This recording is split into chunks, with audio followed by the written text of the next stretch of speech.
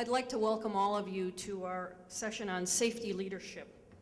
We'll be turning our attention to some of the top safety initiatives of the U.S. Department of Transportation. We're extremely fortunate to have with us this morning John D. Porcari, Deputy Secretary of the U.S. Department of Transportation.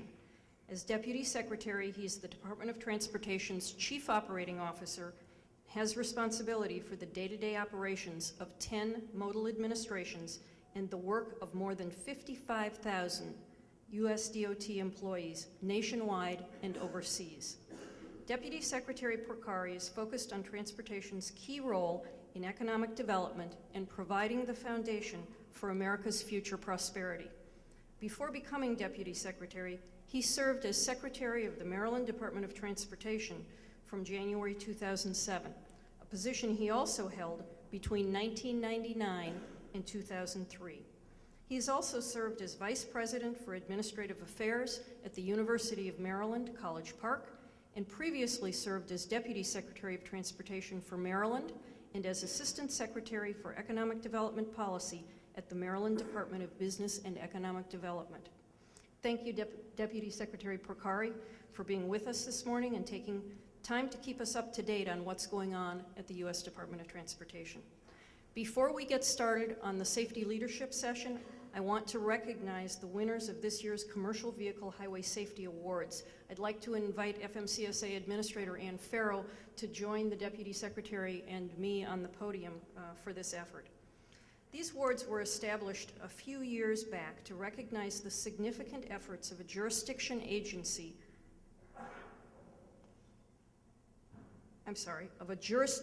an agency within a jurisdiction or an individual for their contributions to improving highway safety with respect to commercial motor vehicles and their drivers.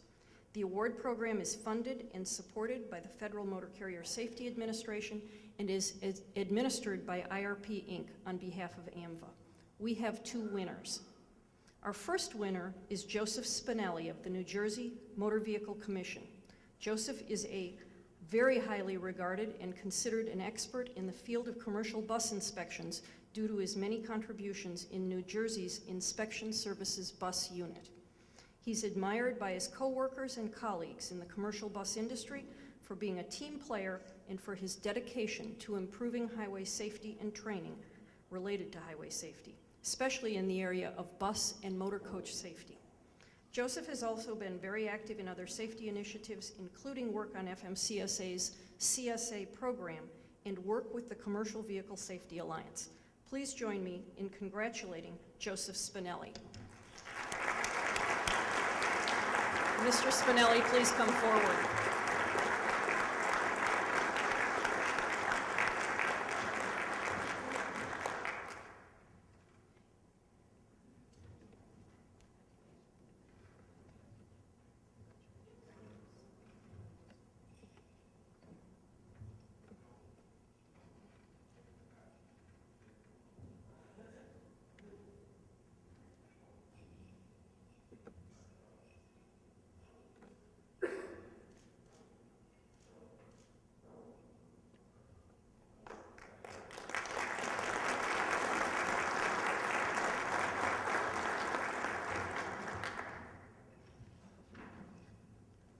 Our second Commercial Vehicle Highway Safety Award winner is the Oregon Department of Transportation Motor Carrier Transportation Division Safety Compliance Specialists.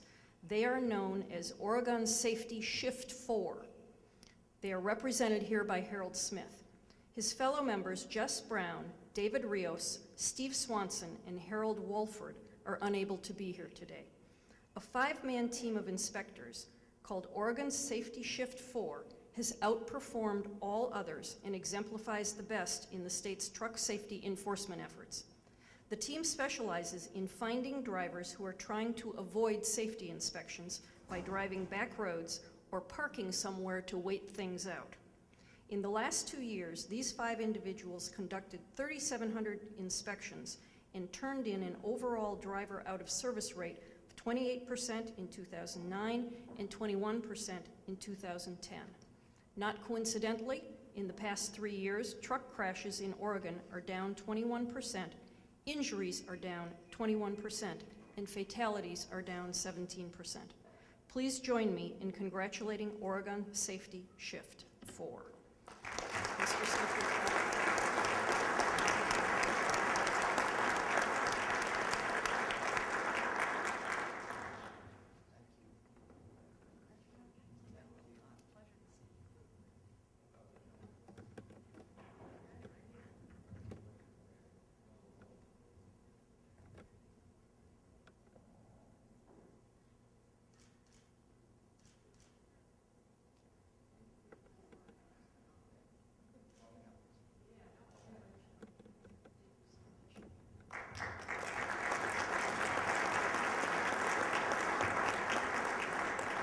Congratulations again to both of our winners. Very important work and work well done.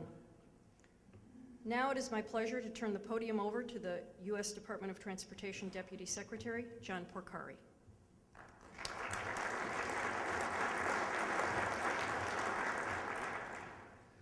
Thank you, Lynn, and good morning, everyone. I know how much Secretary LaHood enjoyed participating in the Region 1 annual conference last month in Baltimore. He sends his regrets, his best wishes, and his thanks for all the hard work that you do. Secretary LaHood often says that for all the work we do at the Department of Transportation, safety is by far the most important. Nothing else even comes close. We couldn't agree more. The fact is, we could have the most state-of-the-art vehicles and roadways in the world, but none of it would matter if lives were needlessly lost to accidents that we can help prevent. What's more, the work of making our roads safer isn't easy. On the one side, it involves smart, well-thought-out policy decisions and rulemakings at the federal level. On the other side, it requires monitoring and implementation on the front lines, and you're the front lines. And all across America, AMVA literally is the front lines. I'd like to take an opportunity, a point of personal privilege, if you will, to mention two colleagues here this morning at the risk of singling out two people. First, Ann Farrow, our Federal Motor Vehicle Safety Administrator. We are lucky to have Ann in the national leadership position she's in, and I will tell you, I didn't have to be convinced of that because I was lucky enough to have worked with Ann when she was the Maryland Motor Vehicle Administrator and a pioneer in graduated licensing nationally. And also John Kuo. John, you can't hide either, who's the current MVA Administrator for Maryland. I remember well the secure driver's license discussions that we had with the state legislature and your hard work in getting that done. Your customer service focus is tremendous and it shows every day.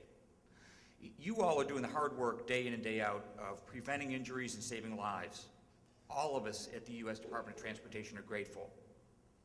It's in no small part due to your efforts that America's streets and roads are safer than ever before. Graduated licensing is one example. You did the hard work of building the case, using the data, and winning broad-based support, and you saved lives. In fact, we've seen highway fatalities and injuries drop to their lowest levels since we started keeping track more than 60 years ago. We're encouraged by this progress, but we're not here to take a victory lap. The fight is far from over. The fact is, even in the best year on record, tens of thousands of lives were lost and tens of thousands more suffered serious injuries. And the worst part is, many of these fatalities and injuries were preventable. That's why none of us can let up until we reach the goal of 0 deaths. So let me spend a few minutes today talking about what the Obama administration is doing to make trucks and buses, cars, roadways, and drivers safer all across America. Let's start with trucks and buses. You've probably heard that nearly 90% of fatal accidents involving buses and trucks have driver-related causes. The professional men and women who hold commercial driver's licenses are an important part not only of America's transportation system, but also a backbone of our economy.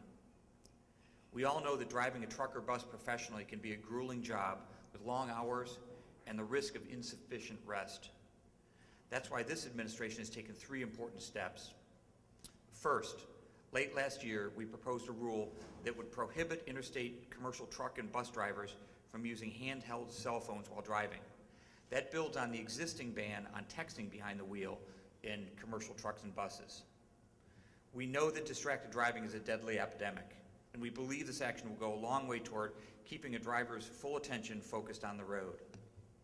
Second, we're also working on revised hours of service requirements to give fatigued drivers both the opportunity and the right and the mandate to rest. And third, we'll soon propose a rule that will require most commercial trucking companies to install electronic onboard recorders in their fleet's vehicles. We welcome your counsel and your comments and your input on these potential actions. Whether you're a passenger on a commercial bus or simply a driver sharing the road with the driver of an 18-wheeler, you deserve to know that that driver has had the benefit of sufficient rest to stay focused on the road. And it's equally important that we have the technology in place to analyze driver behavior when accidents do occur. Armed with this information from onboard recorders, we can draw accurate conclusions that will prevent future accidents from ever taking place. Second, we're focused on making the cars we drive safer. You may have already heard about NHTSA's tougher new 5-star safety rankings. Since NHTSA first started making rankings available to the public in 1979, the automobile industry has gotten progressively safer. We think that's no coincidence. Having said that, we thought it was time for a refresh. And let's be honest about it, over the years, we had begun to see a little bit of grade inflation in the safety ratings. As a result, consumers had a harder time determining which vehicles deliver truly exceptional safety performance. We want to ensure that automakers who really shine on safety will be rewarded and recognized for their efforts. That's why our new ratings mandate more rigorous crash tests.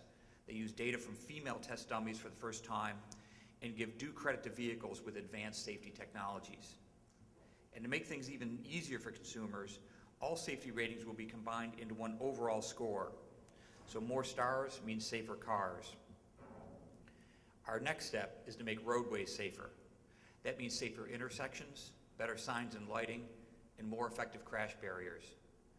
For example, we've allotted more than $1 billion in just the past 2 years to projects that are improving traffic management, that include things like installing hundreds of miles of rumble strips and cable median barriers, which we know save lives.